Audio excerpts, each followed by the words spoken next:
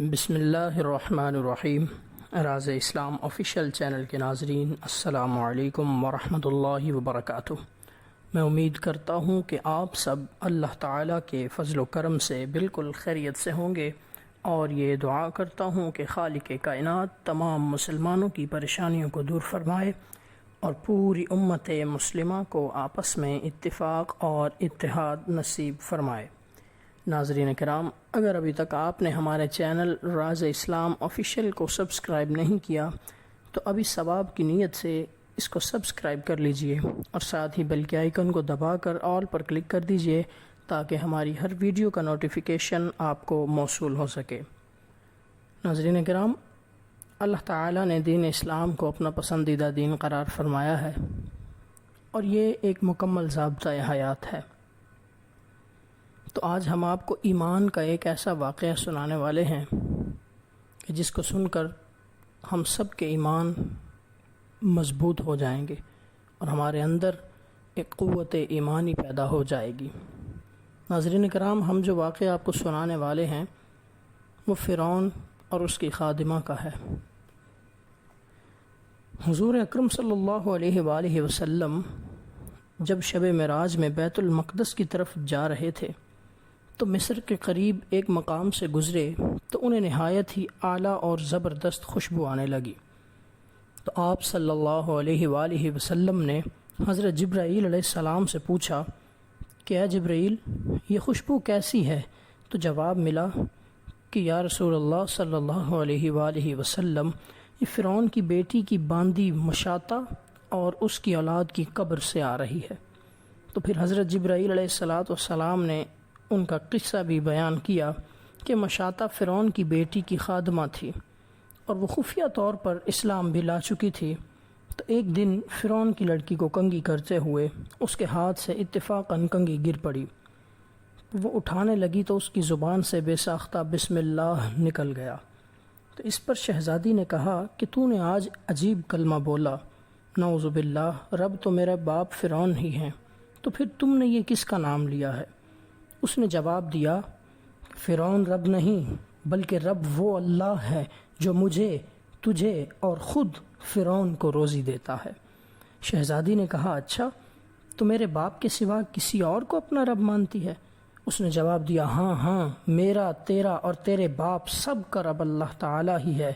تو شہزادی نے اپنے باپ سے کہلوایا، وہ سخت غضبناک ہوا اور اسی وقت اسے برسر دربار بلوا بھیجا اور کہا، کیا تو میرے سوا کسی اور کو اپنا رب مانتی ہے؟ تو اس نے کہا کہ ہاں، میرا اور تیرا رب اللہ ہی ہے جو بلندیوں اور بزرگی والا ہے۔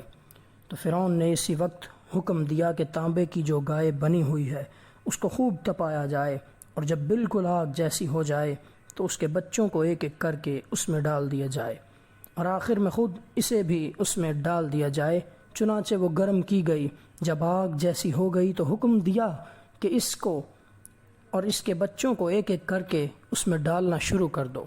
اس نے کہا، بادشاہ، ایک درخواست میری منظور کر، وہ یہ کہ میری اور میرے بچوں کی ہڈیاں ایک ہی جگہ ڈال دینا۔ اس نے کہا، اچھا، تیرے کچھ حقوق میرے ذمے ہیں، اسی لیے یہ شرط مجھے منظور ہے۔ لہٰذا اس کی دونوں بچیاں اس کی آنکھوں کے سامنے اس میں ڈال دی گئیں اور وہ فوراً جل کر راکھ ہو گئیں۔ پھر سب سے چھوٹے کی باری آئی جو ماں کی چھاتی سے لگا دودھ پی رہا تھا۔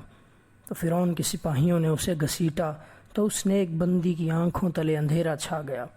تو اللہ تعالیٰ نے اس بچے کو اسی وقت زبان عطا فرمائی اور اس نے بآواز بلند کہا کہ اماں جان، افسوس نہ کریں، اماں جان، ذرا بھی پس و پیش نہ کرو، حق پر جان دینا ہی سب سے بڑی نیکی ہے۔ چنانچہ انہیں صبر آ گیا اور اس بچے کو بھی آگ میں ڈال دیا گیا، اور آخر میں ان کی ماں کو بھی اسی آگ میں جلا کر راکھ کر دیا گیا۔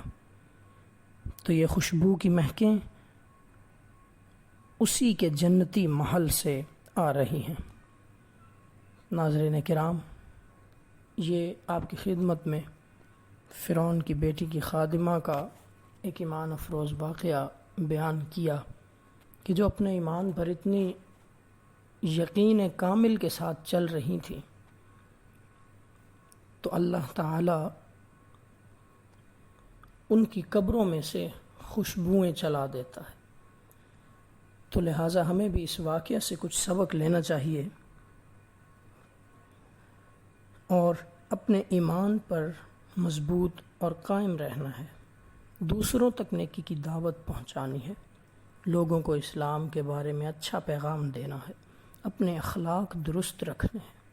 میں دعا کرتا ہوں کہ اللہ تعالی ہمارا سب کا خاتمہ ایمان پر فرمائے اور اپنے حبیب صلی اللہ علیہ وآلہ وسلم کی شفاعت لازم فرمائے اور ان کے ساتھ میں جنت الفردوس میں جانا نصیب فرمائے اور ان کا پڑوس عطا فرمائے۔ تب تک کے لیے اجازت چاہتے ہیں، ایک ویڈیو کے ساتھ پھر آپ کی خدمت میں حاضر ہوں گے۔ اللہ نگہبان۔